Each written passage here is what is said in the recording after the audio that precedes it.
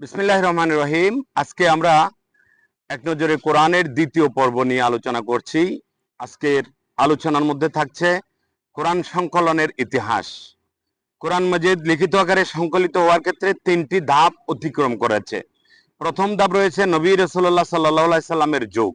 দ্বিতীয় ধাপে রয়েছে হযরত আবু বকর রাদিয়াল্লাহু তাআলা আনহুর যুগ। তৃতীয় ধাপ হযরত ওসমান রাদিয়াল্লাহু তাআলা আনহুর যুগ। এই শেষ ধাপে সংকলন করা হয়। কোরআন মসজিদের অনেকগুলো প্রতিলিপি তৈরি করে বিভিন্ন অঞ্চলে পাঠানো হয়। আমরা প্রথম ধাপ নিয়ে নবী রাসূল সাল্লাল্লাহু আলাইহি সাল্লামের যুগের কথা বলছি। এই যুগে কোরআন সংকলনের প্রথম এবং প্রধান উপায় ছিল মুখস্থ করা ও হৃদয়ে ধারণ করা। এটি ছিল তখনকার আরবদের সাধারণ রীতি। তারা তাদের কবিতা, বংশপরিচয়, গৌরবগাথা এবং ঐতিহাসিক ঘটনাগুলো মুখস্থ রাখত। নবী করিম সাল্লাল্লাহু আলাইহি সাল্লামের কাছে যখন ওহী আসতো তখনই তিনি তা মুখস্থ করে নিতেন। ফলে কোরআন সংরক্ষণের সবচেয়ে নিরাপদ জায়গা ছিল নবী রাসূলুল্লাহ সাল্লাল্লাহু আলাইহি সাল্লামের স্মৃতিশক্তি, যেখানে কোনো ভুল ভ্রান্তি বা পরিবর্তনের আশঙ্কা ছিল না। রাসূলুল্লাহ সাল্লাল্লাহু আলাইহি সাল্লামের মধ্যে কোরআনের প্রতি এই ভালোবাসা ও যত্ন আরো দৃঢ় করলেন। তিনি তাদের কাছে আল্লাহর পক্ষ থেকে অবতীর্ণ ওহী পৌঁছে দিতেন এবং দূরবর্তী সাহাবীদের কাছে কোরআন শিক্ষার জন্য প্রতিনিধি পাঠাতেন। যেমন তিনি মদিনায় হিজরতের পূর্বে মুসাব ইবনে উমাইর ও ইবনে উম্মি মাকতুম রাদিয়াল্লাহু তাআলা আনহুকে পাঠান, যাতে তারা মদিনাবাসীদের ইসলাম শেখান এবং কোরআন তেলাওয়াত করান। একইভাবে হিজরতের পর তিনি মক্কায় মুআজ ইবনে জাবাল রাদিয়াল্লাহু তাআলা আনহুকে পাঠান, যাতে তিনি মানুষকে কোরআন মুখস্থ করান এবং তেলাওয়াত শেখান। এভাবেই যেভাবে কোরআন লিপিবদ্ধ করা হতো। তবে নবী করিম সাল্লাল্লাহু আলাইহি সাল্লাম এই যুগে যে কোরআন কেবল মুখস্থ করা হয়েছিল তা নয়, বরং লিখিতও হয়েছিল। নবী সাল্লাল্লাহু আলাইহি সাল্লাম আমাদের কোরআনের সংরক্ষণকে অত্যন্ত গুরুত্ব দিয়েছিলেন। তাই লেখা ও মুখস্থ করা উভয় ক্ষেত্রেই যত্ন নেওয়া হয়েছিল। নবী করিম সাল্লাল্লাহু আলাইহি সাল্লাম নিজে ওহী লেখার জন্য বিশেষ লেখক নিয়োগ করেছিলেন। যখন এই নতুন আয়াত নাজিল হতো, তিনি ওহী লেখকদের ডেকে বলতেন যেন তা লেখা হয় এবং নির্দিষ্ট স্থানে সংরক্ষণ করা হয়। এর ফলে কোরআন শুধু মুখস্থ নয়, বরং লিখিত আকারেও সংরক্ষিত ছিল। ওহী লেখকদের নাম: আবু বকর ইবনে আবি কুহাফা, উমর ইবনুল হাত্তাব, উসমান ইবনু আফফান, আলী ইবনু আবি তালিব, মুআবিয়া ইবনু আবি সুফিয়ান, উবাই ইবনু কাব, জাইদ ইবনু সাবিত প্রমুখ। ওনারা বিভিন্নভাবে সাহাবীগণ কোরআনের লিপিবদ্ধ করতেন। আমরা আজকে বলবো, এখন যাচ্ছি দ্বিতীয় ধাপ, হযরত আবু বকর রাদিয়াল্লাহু তাআলা আনহুর যুগে। রাসূলুল্লাহ সাল্লাল্লাহু আলাইহি সাল্লামের জীবদ্দশাতেই গোটা কোরআন লেখা হয়েছিল। তবে তা বিক্ষিপ্ত আকারে সাহাবীদের মাঝে ছড়িয়ে পড়েছে ছিটিয়ে।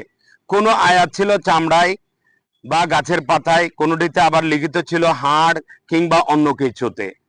কোন সাহাবীর কাছে একটি সূরা লেখা ছিল, কোন সাহাবীর কাছে ৫-১০টি, কারো কাছে হয়তো কয়েকটি আয়াত ছিল লিখিত অবস্থায়। মোট কথা, বর্তমানের প্রচলিত মুসহাফের মতো কোরআনের পূর্ণাঙ্গ কোনো কপি তখন ছিল না।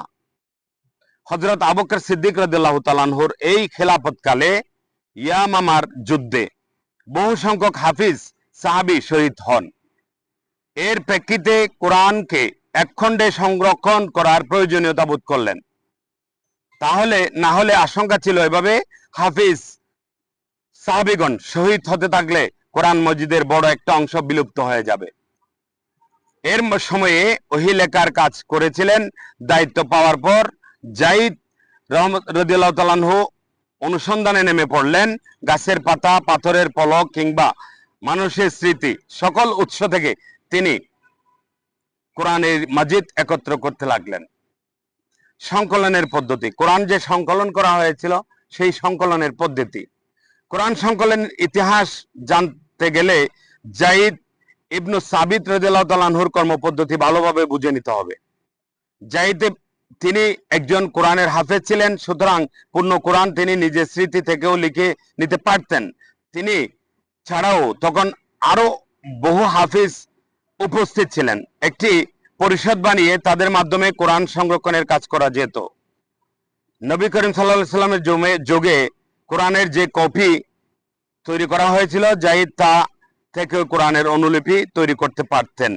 অধিক সতর্কতা বজায় রাখতে তিনি এই বিশেষ পদ্ধতিটি গ্রহণ করেন নাই, বরং তিনি সকল উৎসগুলো থেকে বিভিন্ন সাহাবীদের মাধ্যমে এটা সংরক্ষণ করতে থাকলেন।